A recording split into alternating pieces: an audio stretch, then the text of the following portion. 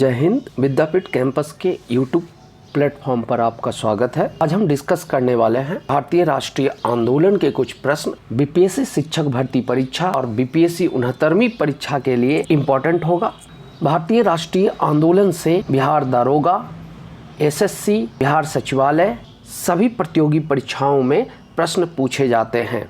BPSC शिक्षक भर्ती परीक्षा में भारतीय राष्ट्रीय आंदोलन को अलग से चिन्हित किया गया है सिलेबस में, तो संभावना है कि भारतीय राष्ट्रीय आंदोलन से 15 से 20 क्वेश्चंस दिए जाएंगे। आइए चर्चा करते हैं पहले क्वेश्चन पर। पहला क्वेश्चन कहता है, क्रिप्स प्रस्तावों को किसने कहा कि यह आगे की तारीख का चेक था जिसका बैंक नष्ट होने वाला था। ये क्वेश्चन थोड़ा सा कंफ्यूजिंग है कि इसमें दो चीज़ें आपको समझनी होगी। पहला, यह आगे की तारीख का चेक था, और इसका दूसरा पार्ट है जिसका बैंक नष्ट होने वाला था। परीक्षाओं में ये दोनों चीज़ें अलग अलग करके पूछी जाती है और कभी कभी इसे मिक्स करके भी पूछा जाता है। तो ये जो अगला पार्ट है, यह आगे की तारीख का चेक था, ये महात्मा गांधी के द्वारा कहा गया था, और जिसका बैंक नष्ट होने वाला था इसे जवाहरलाल नेहरू ने ऐड किया था। तो इस प्रश्न में सिर्फ जवाहरलाल नेहरू ऑप्शन है, महात्मा गांधी नहीं ऑप्शन में है। तो याद रखेंगे कि आगे वाली पार्ट जो यह आगे की तारीख का चेक था वो महात्मा गांधी के द्वारा कहा गया था, और नेहरू के द्वारा इसमें बाद में जोड़ा गया था जिसका बैंक नष्ट होने वाला था। क्रिप्स प्रस्ताव पर कुछ कॉन्सेप्ट डिस्कशन कर लेते हैं ताकि अगर एग्जाम में किसी भी तरह का क्वेश्चन क्रिप्स प्रस्ताव पर आए तो आप आसानी से सॉल्व कर सकें। ये बात सेकेंड वर्ल्ड वॉर की है, जब मित्र राष्ट्रों की स्थिति बिगड़ने लगी थी। जापान लगातार हावी हो रहा था।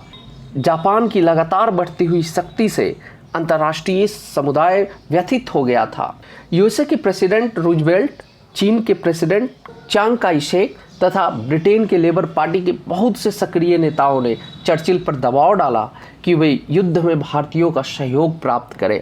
वायसराय द्वारा युद्ध में भारतीयों का समर्थन की घोषणा कर दी गई थी, लेकिन ये सिर्फ अंग्रेजी सत्ता के द्वारा किया गया था। बुनियादी तौर पर जो भारतीय थे वो युद्ध में सम्मिलित नहीं थे, लेकिन लोग चाहते थे कि जब जापान भारत की तरफ बढ़ रहा था, लोगों की ये चिंता हो रही थी कि अंग्रेजों पर जापान भारी पड़ेगा, इसलिए भारतीय को युद्ध में शामिल करना जरूरी समझा जा रहा था।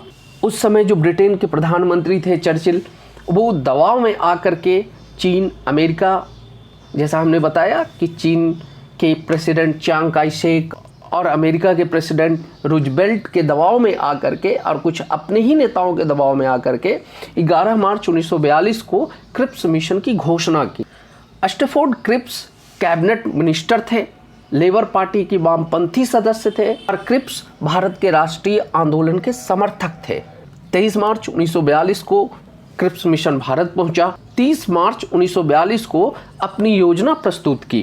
क्रिप्स मिशन से मिलने और उस पर विचार करने के लिए कांग्रेस की ओर से जवाहरलाल नेहरू और मौलाना अबुल कलाम आज़ाद को अधिकृत किया गया। कांग्रेस कार्य समिति द्वारा 11 अप्रैल 1942 को एक बैठक हुई और उस बैठक में क्रिप्स प्रस्तावों को अस्वीकृत कर दिया गया। कांग्रेस की तरफ से कहा गया, केवल भविष्य के वादों से संतुष्टि नहीं मिलेगी, हमें तो वास्तविक स्वतंत्रता से संतुष्टि प्राप्त हो सकती है। कांग्रेस के साथ साथ मुस्लिम लीग ने भी क्रिप्स प्रस्तावों को अस्वीकार कर दिया, क्योंकि भारत के विभाजन की चर्चा नहीं थी।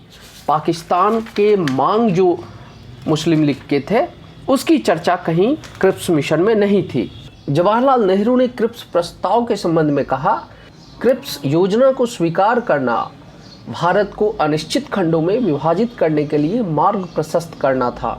हमने उन सारी बातों का जिक्र किया। क्रिप्स प्रस्ताव पर तो अधिकतर प्रतियोगी परीक्षाओं में या तो पूछे जा चुके हैं या पूछे जाने की संभावना है। अब चर्चा करते हैं अगले प्रश्न पर।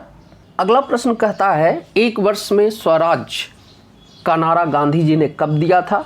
एक वर्ष में स्वराज्य का नारा गांधी जी ने असहयोग आंदोलन के समय दिया था।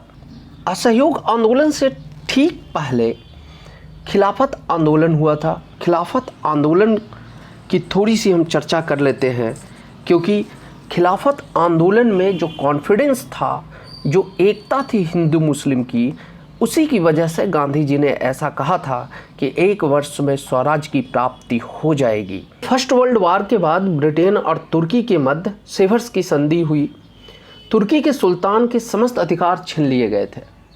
तुर्की का सुल्तान संसार भर के मुसलमान का खलीफा होता था। खलीफा मतलब धर्मगुरु। इसी कारण भारतीय मुसलमान ब्रिटिश सरकार से नफरत करने लगे थे।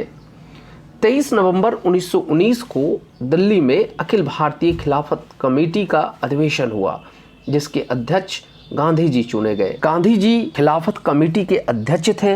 मुस्लिम और हिंदू की एकता गांधी जी को दिख रही थी और उन्होंने खिलाफत आंदोलन के बाद ही असहयोग आंदोलन शुरू किया था। तो असहयोग आंदोलन में गांधी जी को ऐसा महसूस हुआ कि हिंदू मुस्लिम एकता के कारण अगर हम सही तरीके से, अहिंसक तरीके से अगर हम सत्याग्रह करेंगे तो निश्चित तौर पर 1 वर्ष में स्वराज्य की प्राप्ति हो जाएगी। अब अगले प्रश्न की तरफ बढ़ते हैं। अगला प्रश्न कहता है, कांग्रेस की प्रारंभिक अवस्था में इसका मजदूर समस्या के प्रति रुख था। ये सही उत्तर है उदासीनता। कांग्रेस की जब स्थापना हुई थी 1885 ईस्वी में, तो टोटल 72 लोगों ने भाग लिया था। वो 72 लोग पेशे से वकील, पत्रकार, या यूँ कहें कि वो सारे लोग अमीर घरानों के थे। उनकी आर्थिक स्थिति काफ़ी सुदृढ़ थी। उनकी आर्थिक स्थिति सुदृढ़ होने के कारण वो मजदूरों की समस्याओं के प्रति उदासीन थे। उन्हें मजदूरों की समस्याओं पर उतना ध्यान नहीं जाता था। अब अगले प्रश्न की तरफ बढ़ते हैं। अगला प्रश्न कहता है, मेरठ षड्यंत्र केस मुख्यतः किसके विरुद्ध था? तो इसका सही उत्तर है मजदूर संगठन के नेताओं के विरुद्ध। 20 मार्च 1929 को सरकार ने 31 कम्युनिस्टों को गिरफ्तार कर मेरठ षड्यंत्र केस चलाया। 1929 से 1933 तक 3.5 वर्षों तक केस चला। जुलाई 1934 में भारतीय साम्यवादी दल को अवैध घोषित कर दिया गया। तो जो कम्युनिस्ट थे वो मजदूर संगठन के ही नेता थे और उन्हीं पर मेरठ षड्यंत्र केस चलाया गया था। अब अगले प्रश्न की चर्चा करते हैं। अगला प्रश्न कहता है, होम रूल गृह शासन आंदोलन का उद्देश्य था। तो इसका सही उत्तर है स्वशासन की मांग को लोकप्रिय बनाना। होम रूल आयरलैंड का शब्द है। सर्वप्रथम आयरलैंड में आयरिश नेता रेडमांड के नेतृत्व में होम रूल लीग की स्थापना हुई थी। होम रूल आंदोलन 2 पार्ट में चला। होम रूल लीग 2 लोगों ने स्थापित किया। पहला जो कि अप्रैल 1916 में लोकमान्य बाल गंगाधर तिलक के द्वारा पूना में स्थापित किया गया। प्रथम अध्यक्ष जोसेफ बैप्टिस्टा थे, सचिव NC केलकर। और जो दूसरा होम रूल लीग स्थापित किया गया वो सितंबर 1916 में मद्रास में किया गया। वो एनी बेसेंट के द्वारा किया गया। इसके सचिव जॉर्ज अरुंडेल थे। अगले प्रश्न की तरफ बढ़ते हैं। कांग्रेस अधिवेशन जिसमें पूर्ण स्वतंत्रता का प्रस्ताव पारित किया गया। तो ये अधिवेशन था लाहौर का अधिवेशन। लाहौर अधिवेशन में पूर्ण स्वराज्य या पूर्ण स्वतंत्रता का प्रस्ताव पारित किया गया था। ये 1929 में हुई थी। इसके अध्यक्ष जवाहरलाल नेहरू थे। नेहरू ने कहा था, आज हमारा बस एक ही लक्ष्य है, स्वाधीनता का लक्ष्य। हमारे लिए स्वाधीनता के मायने हैं ब्रिटिश साम्राज्यवाद से पूर्ण स्वतंत्रता। अध्यक्ष जवाहरलाल नेहरू लाहौर में रावी के तट पर भारतीय स्वतंत्रता का झंडा फहराया था। कांग्रेस कार्य समिति की बैठक 2 जनवरी 1930 को हुई थी, जिसमें यह फैसला लिया गया था कि 26 जनवरी 1930 को पूर्ण स्वतंत्रता दिवस संपूर्ण भारत में मनाया जाएगा। अगले प्रश्न की चर्चा करते हैं। अगला प्रश्न कहता है, गांधी जी ने असहयोग आंदोलन को वापस क्यों लिया था?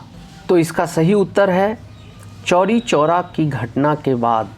5 फरवरी 1922 को संयुक्त प्रांत के गोरखपुर जिले में चौरी चौरा नामक स्थान पर किसानों की एक जुलूस पर गोली चलाई जाने के कारण भीड़ ने थाने में आग लगा दी थी। एक थानेदार सहित 21 सिपाही इसमें मर गए थे। गांधी जी ने 12 फरवरी को बारदौली में कांग्रेस कार्य समिति की एक बैठक बुलाई, जिसमें चौरी चौरा कांड के कारण सामूहिक सत्याग्रह और असहयोग आंदोलन स्थगित करने का प्रस्ताव पारित किया। तो इसमें याद रखिएगा कि चौरी चौरा 5 फरवरी 1922 को हुआ था। एक थानेदार सहित 21 सिपाही आ दिए गए थे। इसी हिंसा के कारण गांधी जी ने असहयोग आंदोलन स्थगित कर दिया था।